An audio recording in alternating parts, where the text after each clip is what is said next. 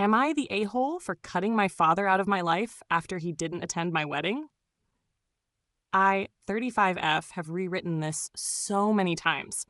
It's just difficult to put all of my feelings into words. I apologize in advance for the length. For many years, I had very little contact with my father. My parents went through a bitter divorce when I was 18, and by the time I was 20, he had met his current girlfriend, Debbie. Without going too in-depth, he was physically and mentally abusive throughout my life until I moved out at 20. When the pandemic hit, he started calling more often. Given the state of the world and the fact that I was now in my 30s, I was more open to communicating with him.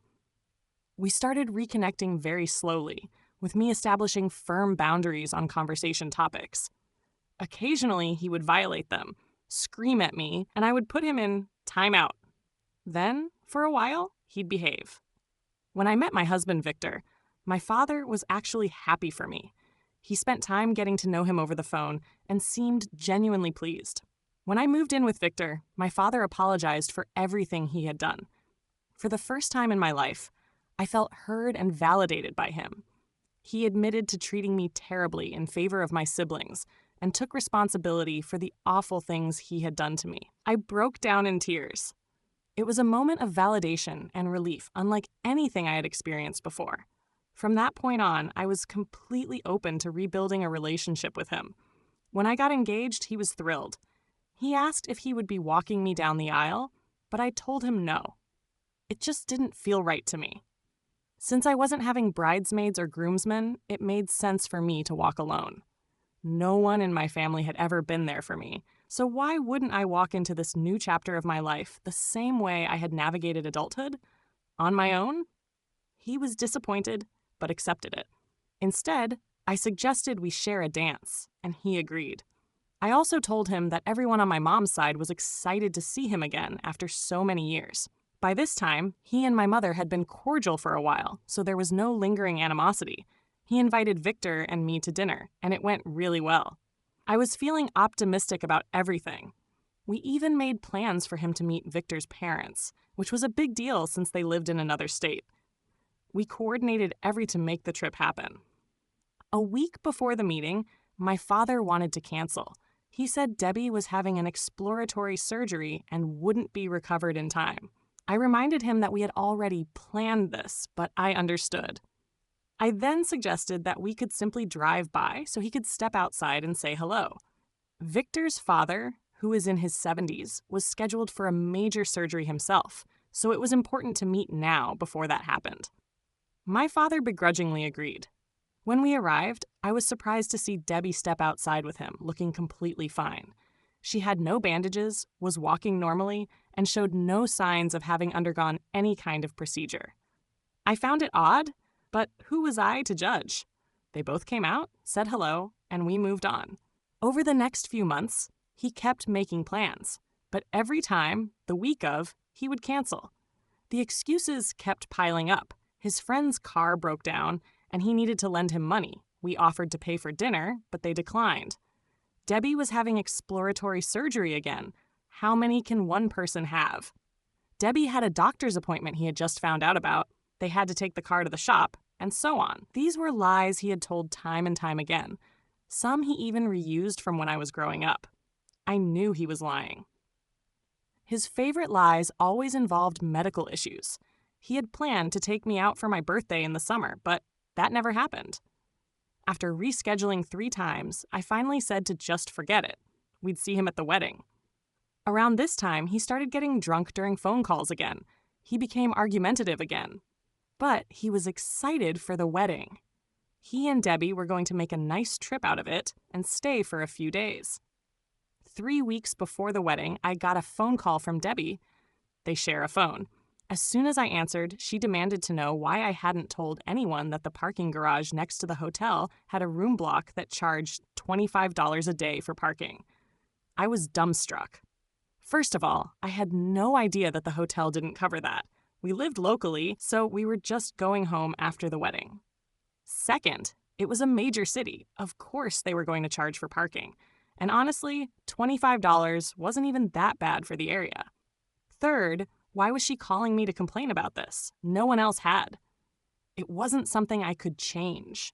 I told her I had no idea, that no one else who booked at the hotels had mentioned it, and that $25 was actually a pretty reasonable rate. I also told her that if they couldn't afford it, it wasn't a big deal.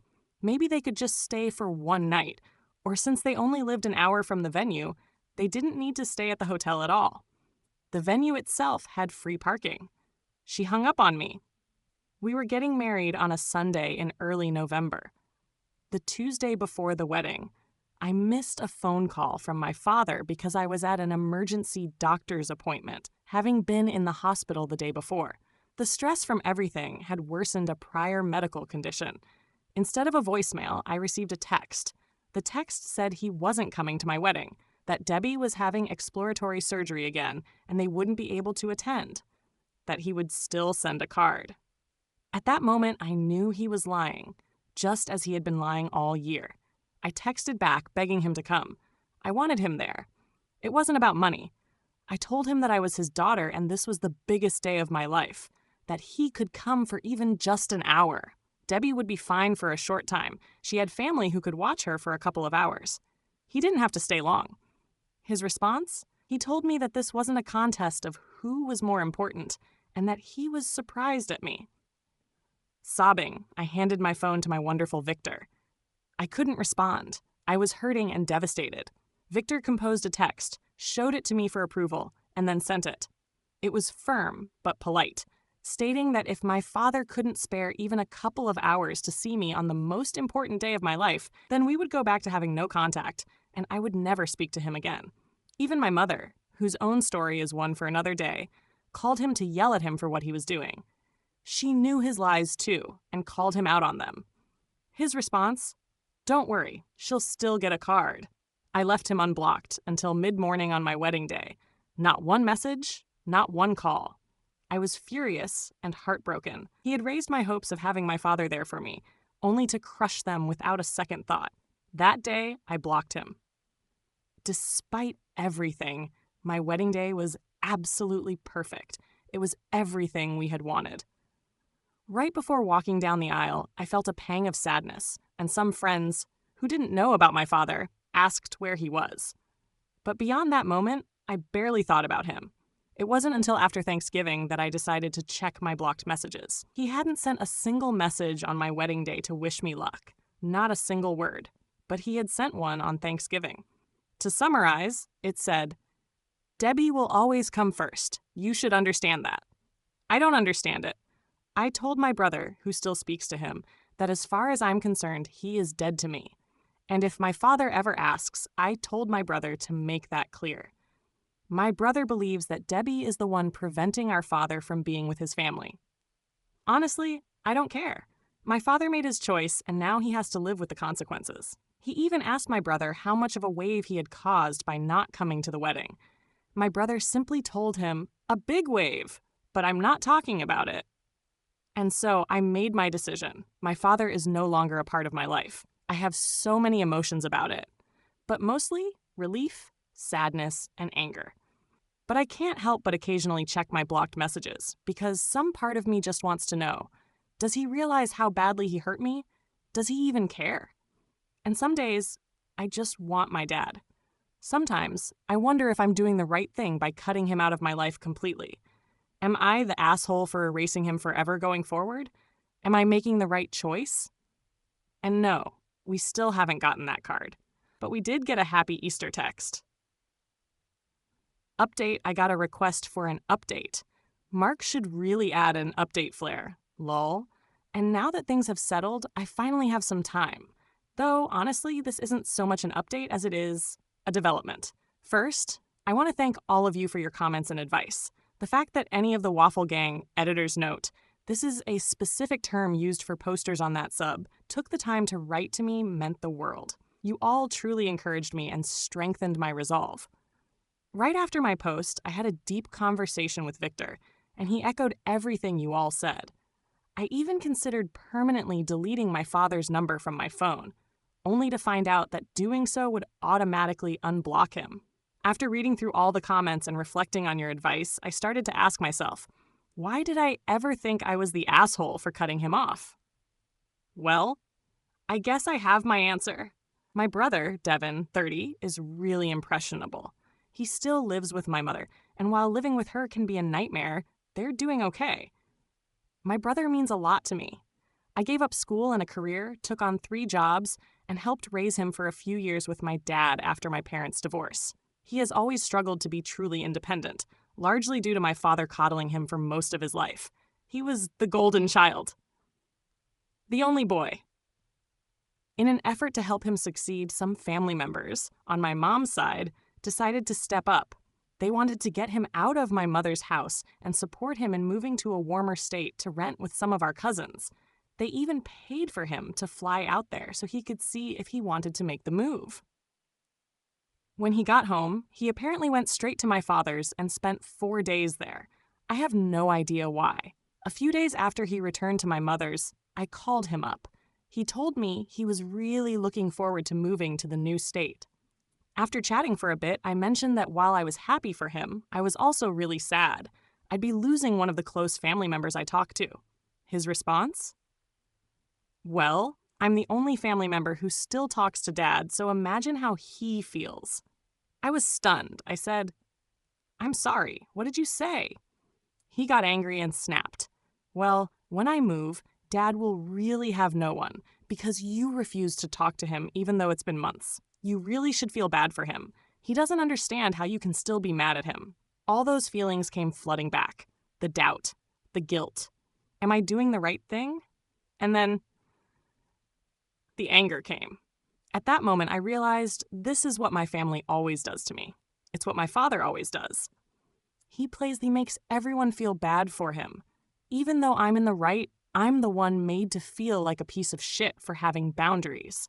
I took a deep breath and explained to my brother, Devin, Dad made his choice. He chose this. I was open to him being a dad, and he declined. He didn't want to be in my life, direct, so he has no right to complain. He did this to himself.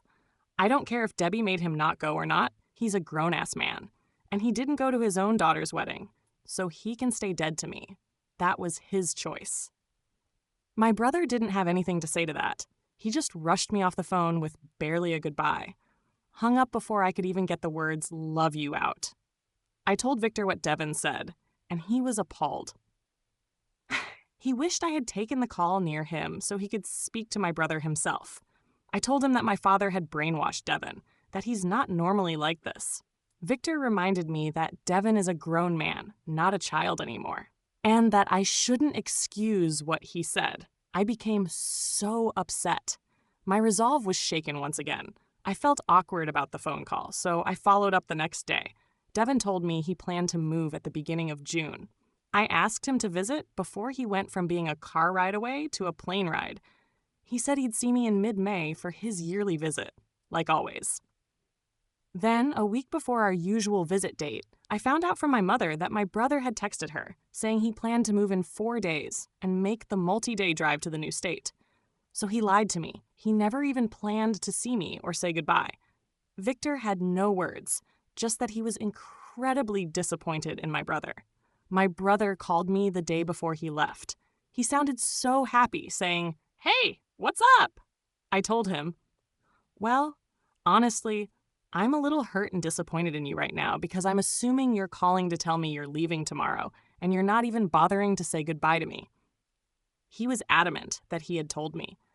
But when I pointed out that he hadn't, he erupted in anger, accusing me of always playing the victim. He demanded to know why I wasn't happy for him. How dare I make him feel guilty? Almost word for word what my father would say. I told him I was thrilled he was moving and getting a new opportunity.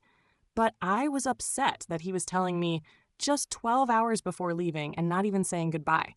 Especially when he literally had to pass within 20 minutes of where I live. After I started crying, my brother apologized for not telling me. I offered to be up at whatever time he needed. I just wanted to hug him goodbye. He declined, said he'd be back eventually. Victor, who had been listening, was getting angry at my brother and how he was speaking to me. He was so agitated and just hoped my brother would start acting like an adult in the new state. It's been months now since he moved. I've heard nothing from my father. My brother and I talked occasionally on the phone, especially during that first month. He's struggling to get a full-time job where he is, but he's doing everything he can to at least pay rent. He got busier last month, so I hadn't heard from him in a while. Then my birthday came. He sent me a happy birthday text and said he'd call later. At 11:45 p.m., I finally got a call from him. I was in the middle of a video game match with friends, so after a brief chat, I asked if he was free the next night. He said yes, so I told him I'd call him the next day for a proper catch-up since he had caught me in the middle of something. He hung up on me. The next day, he didn't answer my call. I haven't tried to call since. I did check for this post, and I did not receive any messages from my father, not since his Happy Easter. Ever since he and my mother separated, he has always forgotten my birthday anyway. I'm at a loss. I don't know what I did wrong or what I did to deserve this treatment from him. Is this all because I won't forgive my father? And I'm just sitting here, just sad. All I've ever wanted is for my family to love me, and I don't know what to do next. If you have advice for me, I just ask that you say it kindly. My heart is rather full of emotions at the moment. Update. I've gotten a couple of requests for a further update, and I do have some new developments, so I can at least share something with you all. It's not a full pot of tea, but you can sip it from a dainty teacup made up of my unresolved issues. Also, thank you all for your kind words. I appreciate you taking the time to comment and make me feel validated. Okay, now for the update to the update. My brother. In early October, my brother called me saying he wasn't doing well in the new state and basically wanted to come back home. In a way, I wonder if he was fishing to live with me and Victor so he wouldn't have to return to my mother. But I would never live with him again. I basically just told him to talk to our mother and work out a plan if he truly wanted to come back. I'm done trying to fix things for him. He promised to return for Christmas, which, of course, didn't happen. I haven't heard from him since. I've gotten the group holiday texts, but I absolutely refuse to reach out. He has broken every promise he made to me, and I am finally feeling strong enough to distance myself. Through my mother, I found out he got a better job and was looking to stay there. I guess I wasn't needed anymore, which is why I haven't gotten a phone call or text. And then, just yesterday, I found out he isn't working anymore because his car has finally become a paperweight, a 20-year-old car he never took care of. My mother used to force him to get oil changes and basic maintenance, and now, without her there to annoy him into adulting, it finally died. So at this point, I feel like either my uncle is going to help him with a vehicle, or he's going to try and move back. I'd bet money that if he does return, he'll try to move in with my father. If that's the case, I have no doubt they'll both join forces to manipulate me into forgiving them and using me. My father. He's actually been trying to reach out. I've received multiple texts from him on every holiday saying how much he loves me and will love me always, and wishing Victor and me well. I also keep getting calls and silent voicemails from random numbers. My sister even met with him for the first time in years because my niece wanted to meet him. He tried again to justify not going to my wedding, and my sister told him there was zero excuse. He should have at least gone to the ceremony. He kept trying to defend himself, but my sister shut him down, saying he could have made at least a minimum effort. While I'm not close with my sister, I really appreciated her saying that for me. Overall, she said he behaved himself and was fine. I was actually doing really well about not checking his messages, but once in a while, my curiosity still gets the better of me. Victor gets mad when I check. He doesn't want me to get sucked back in with either my brother or my father.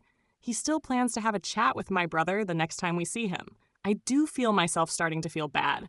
My anger just isn't as sharp anymore. But I'm holding strong, reminding myself that I only seem to be his daughter when it's convenient. And that, to me, isn't a father. But I'm still just a girl who wants her dad, and I'm trying so hard not to fall back into his perpetual pit of assholery. Me. Not gonna lie, I've been lonely. Ever since the wedding, all my friends have disappeared. I reach out to ask how they're doing, and I get one-word answers back, which hurts. I've been trying to make new friends, but it's been hard. Most of my days are spent either working from home on our business or playing video games, either alone or with Victor. I love my husband, but sometimes I just want a girl day. My self-confidence has plummeted. I don't like what I see in the mirror anymore. We've been trying for a kid with zero luck, and that's taken a toll on my mental health too. But I am going to my first therapy session next month, and I'm incredibly excited about that. So, unfortunately, my saga isn't over. If something major happens, I'll definitely let you waffles know. ETA. Per your recommendations, I reached out to my friends again. I noticed they were playing a game together in Discord without inviting me. I joined the chat and told them I missed them and asked if I had done anything wrong. They assured me that everything was fine and have since been making more time to talk to me. So I'm happy about that. Subscribe for more.